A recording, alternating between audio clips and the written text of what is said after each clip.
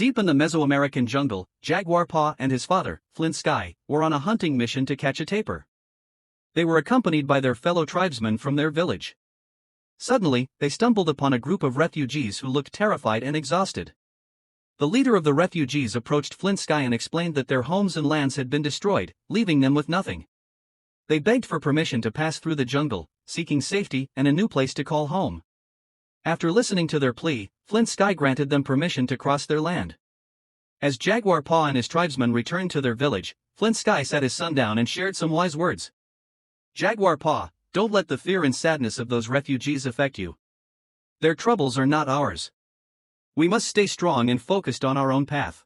The next morning, Jaguar Paw woke up from a terrifying nightmare. In his dream, the refugee leader's fearful face haunted him. As he stepped out of his hut, Jaguar Paw's worst fears came true. Warriors, led by the ruthless Zero Wolf, stormed into the village, setting fire to homes and attacking villagers. Jaguar Paw quickly came up with a plan to save his loved ones. He rushed his pregnant wife, Seven, and their little son, Turtle's Run, to a nearby cave. Using a sturdy vine, he carefully lowered them down into the cave steps, securing the rope so they could climb back up later. With his family temporarily safe, Jaguar Paw rejoined the fight, determined to defend his village. He killed one of the raiders but was soon overpowered and captured. Helpless and bound, Jaguar Paw watched in horror as Middle Eye, a vengeful raider, slit his father Flint Sky's throat.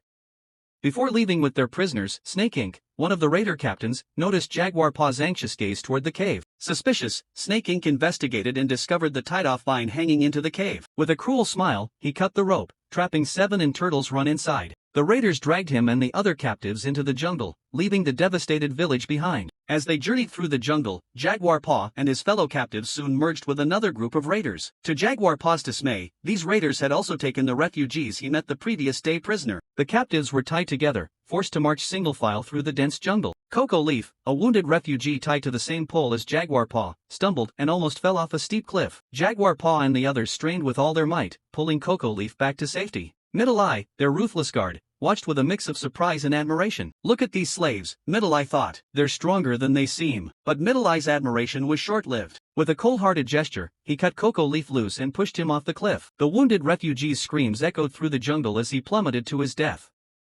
The raiders marched toward a grand Mayan city, passing through devastated landscapes. They saw forests cleared and burned, failed maize crops withering away, and villages ravaged by a deadly plague. A young girl, struggling to breathe, approached Jaguar Paw. With a prophetic gaze, she whispered, "A darkness will fall, and the sun will hide. A man with a jaguar will chase you. He'll bring you to those who will destroy your world." The raiders continued to the city, where they encountered slaves laboring in lime quarries and female captives sold into slavery. Jaguar Paw and the male captives were led to the top of a majestic step pyramid. The high priest performed gruesome sacrifices of cutting out beating hearts and beheading victims. Jaguar Paw's friend was among the sacrificed. As Jaguar Paw's turn approached, the sky darkened, a solar eclipse. The priest declared, "Kukulkan, the feathered serpent god, is pleased with our offerings." As the eclipse passed, the crowd erupted in awe. The priest ordered the remaining captives to be taken away and disposed of. Zero Wolf took the captives to a large open area called a ball court. He released them in pairs, forcing them to run across the field while his men practiced their hunting skills. His son, Cut Rock, waited at the finish line to kill any survivors. Jaguar Paw's friends, Smoke Frog and Blunted, were the first pair to run. Smoke Frog was hit by a heavy stone and finished off by Cut Rock. Blunted was pierced through the stomach by a dart. Next up are Jaguar Paw and the refugee leader from the beginning. Although they almost make it, the refugee leader is shot through the head with an arrow and Jaguar Paw is shot in the waist with another arrow, although he is able to break off the arrowhead. As Cut Rock approaches to finish Jaguar Paw, the not-quite-dead Blunted trips Cut Rock to buy Jaguar Paw time. Cut Rock gets up and savagely kills Blunted, then turns to finish off Jaguar Paw, who reaches up and slices through Cut Rock's neck with the arrowhead. Jaguar Paw then pulls the arrow from his back and stumbles away towards the jungle. As Cut Rock bleeds out with Zero Wolf easing him into the next life, Jaguar Paw runs through a withered maize field and an open mass grave of sacrificial victims before finally reaching the jungle. The enraged Zero Wolf and his 8 men pursue Jaguar Paw into the jungle and back toward Jaguar Paw's home. Eventually climbing up a tree, the pursuers move past him, but a black jaguar who has made the tree its home is angered by him and gives chase. A long way running, Jaguar Paw and the jaguar are seen running by the raiders. At first, they only see Jaguar Paw and move to intercept him, but one of the raiders is killed by the jaguar. The raiders are forced to stay and kill the jaguar, and then ponder this next fulfillment of the girl's prophecy.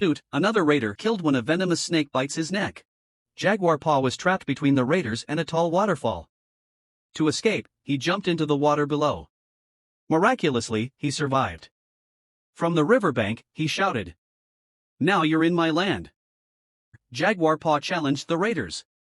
Zero Wolf ordered his men to follow Jaguar Paw over the waterfall. But Snake Inc. suggested climbing down instead. Zero Wolf, angered by Snake Inc.'s descent, stabbed him. The raiders hesitated, then leaped into the water. One raider hit the rocks and died. The others swam ashore, continuing their pursuit. Jaguar Paw narrowly escaped deadly quicksand and covered himself in mud to blend in. Transformed, he vowed to turn the tables, by becoming the hunter and not the hunted. First he disables his pursuers by throwing a hornet's nest into their midst. Jaguar Paw is protected from the hornets by his coating of black mud. Next he kills one raider with poison darts using poison he extracts from a tree toad.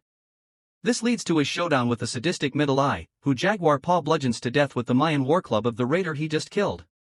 However, much to Jaguar Paw's worries, it begins raining heavily, with the cave where Jaguar Paw's wife and son are trapped starting to flood. While his wife was in labor and was struggling to have her newborn. As he rushes to save his family, Jaguar Paw is confronted by Zero Wolf and is shot again with an arrow. As Zero Wolf advances to finish Jaguar Paw, he blunders into Jaguar Paw's hunting trap. He is impaled and killed. Following Zero Wolf's death, the two remaining raiders chase Jaguar Paw out to a beach where, much to the surprise of all three of them, they encounter conquistador ships anchored off the coast, with men making their way ashore. The amazement of the raiders allows Jaguar Paw to flee. He returns into the forest to pull his wife and son out of the flooded pit where they are hiding, and where Seven has just given birth to a second son.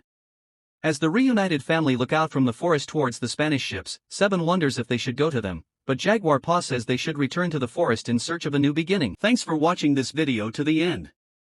Do not forget to like and subscribe for more movie explainers like this.